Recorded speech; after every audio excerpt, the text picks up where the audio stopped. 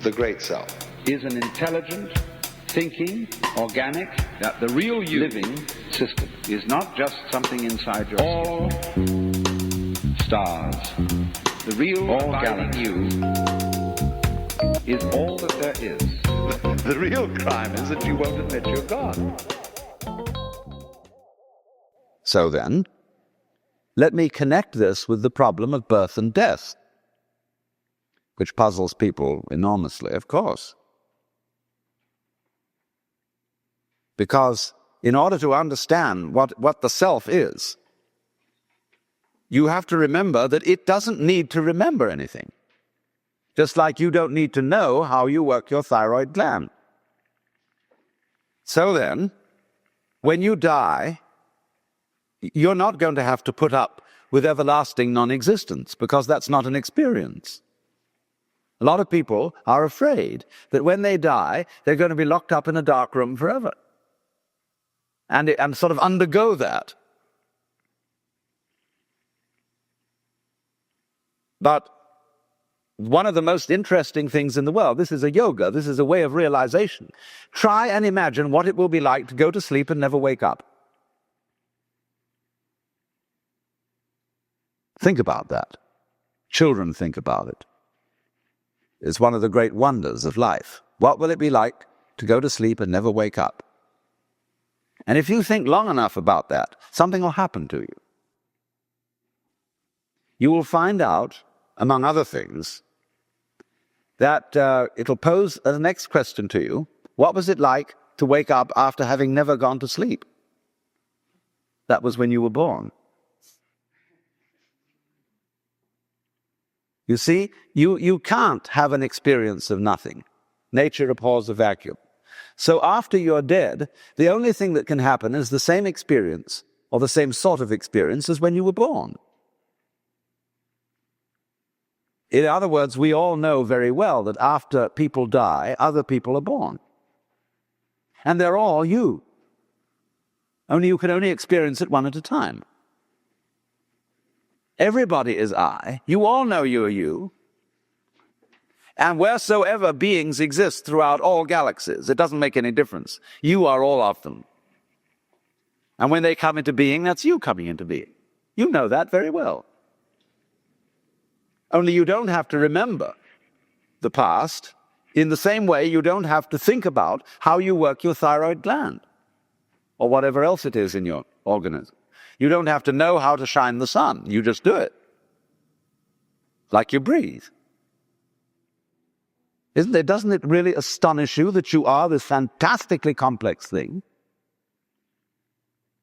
And that you're doing all of this and you never had any education in how to do it? You never learned, but you're this miracle? Well, the point is that from a strictly physical, scientific standpoint, this organism is a continuous energy with everything else that's going on. And if I am my foot, I am the sun. Only we've got this little partial view. We've got the idea that, no, I'm just something in this body. The ego. That's a joke. The ego is nothing other than the focus of conscious attention. It's like a radar on a ship. The radar on a ship is a troubleshooter. Is there anything in the way? And conscious attention is a designed function of the brain to scan the environment, like a radar does, and note for any trouble-making changes. But if you identify yourself with your troubleshooter, then naturally you define yourself as being in a perpetual state of anxiety. And the moment we cease to identify with the ego and become aware that we are the whole organism, you realize as the first thing how harmonious it all is. Because your organism is a miracle of harmony. All this thing functioning together. Even those corpuscles and creatures that are fighting each other in the bloodstream and eating each other up. If they weren't doing that, you wouldn't be healthy. So what is discord at one level of your being is harmony at a higher level. And you begin to realize that, and you begin to be aware, too, that the discords of your life and the discords of people's life, which are a fight at one level, at a higher level of the universe, are healthy and harmonious. And you suddenly realize that everything that you are and do is at that level as magnificent and as free of any blemish as the patterns in waves, the markings in marble, the way a cat moves. And that this world is really okay and can't be anything else, because otherwise it couldn't exist. But the reality underneath physical existence, or which really is physical existence, because in my philosophy there's no difference between the physical and the spiritual. These are absolutely out-of-date categories. It's all process. It isn't stuff on the one hand and form on the other. It is pattern. Life is pattern. It is a dance of energy. So I will never invoke spooky knowledge. That is to say that I've had a private revelation or that I have sensory vibrations going on a plane which you don't have. Everything is standing right out in the open. It's just a question of how you look at it. So you do discover, when you realize this, the most extraordinary thing to me that I never cease to be flabbergasted at whenever it happens to me.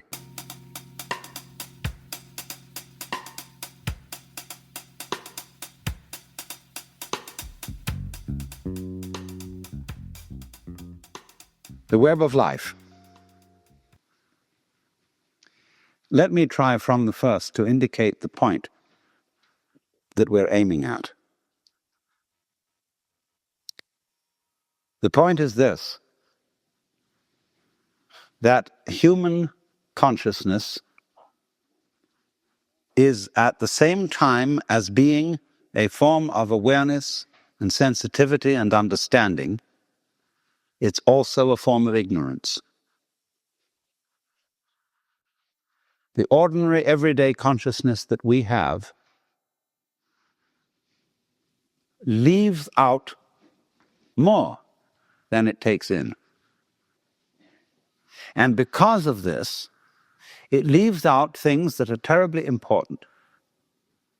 It leaves out things that would, if we did know them, allay our anxieties and fears and horrors.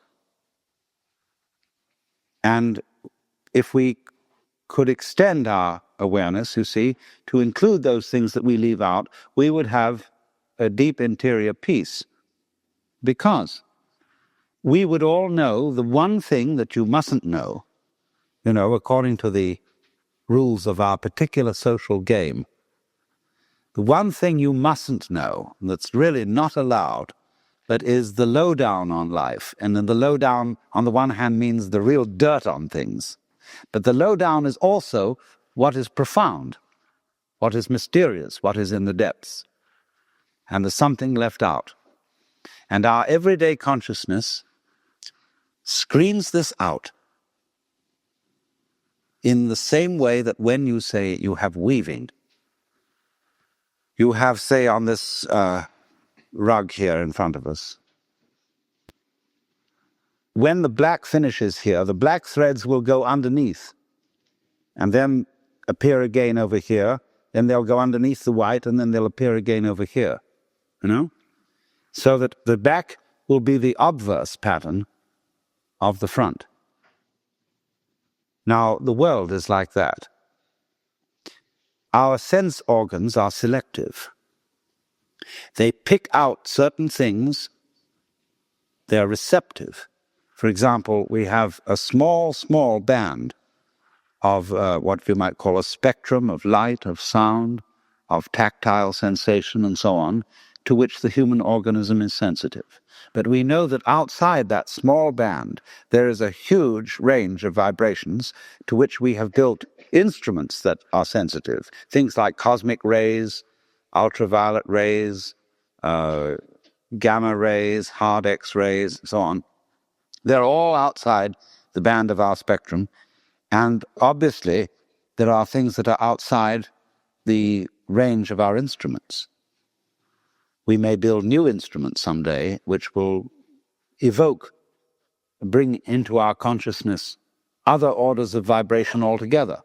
But yet, as yet, we don't know about them. So you could imagine, you see, the universe is a vast, vast system of vibrations and has infinite possibilities. All these vibrations, you know, are like the strings on a harp. And the harps that the angels are supposed to play in heaven are really this huge possibility. See, when you play the harp, you select strings. You don't play all the strings. It's stupid to just run your finger along the whole edge of the harp, back and forth, and go. What you do is you pick out with your fingers, select, just like on the piano. You don't go brum. You pick out certain notes, and these make the patterns. But at the same time as you pick out, you reject what you don't pick out. But it's all there, constituting a fundamental continuity, the kind of continuity of the thread as they go to the back of the woven material and make up the obverse of the pattern that's on the front. Now, the question that is absolutely basic for all human beings is, what have you left out? You see?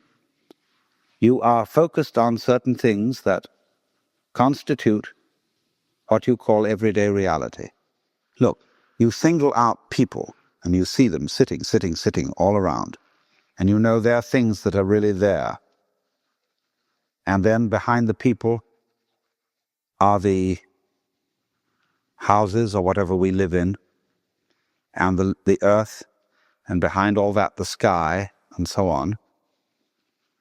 But we see the world as a collection of rather disjointed events and things.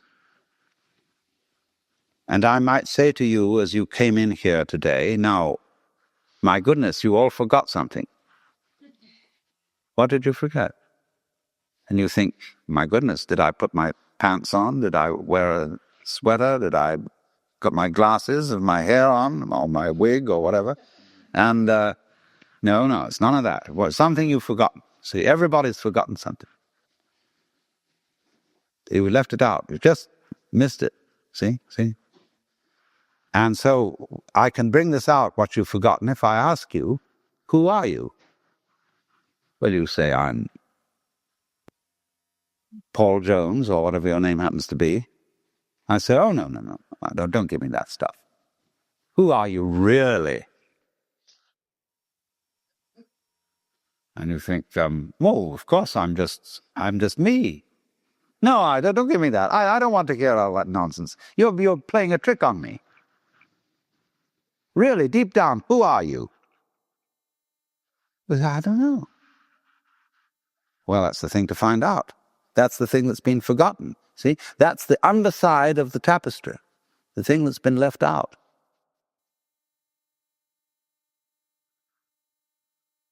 Because what we are carefully taught to ignore is that every one of us, fundamentally, deep inside, let's put it that way, is an act of, a function of, a performance of, a manifestation of the works. The whole blinking cosmos, with all its galaxies, and forever and ever and ever, whatever it is beyond that, what you might call God in the Western tradition, or Brahman in Hindu philosophy, or Tao in Chinese. Every one of us is really that, but we are pretending we aren't. And we are pretending with tremendous skill and deception. Wattscast is edited and produced by Will Guilfoyle, musical producer Brian Rogers, with music from his band, the Four Guys From Reno, audio engineer Paul Moody, art and design by Evan Skyranger. Special thanks to Rick and Irene over at the Buddha at the Gas Pump podcast. If you like Wattscast, please feel free to leave us a 5-star review. Thanks for listening.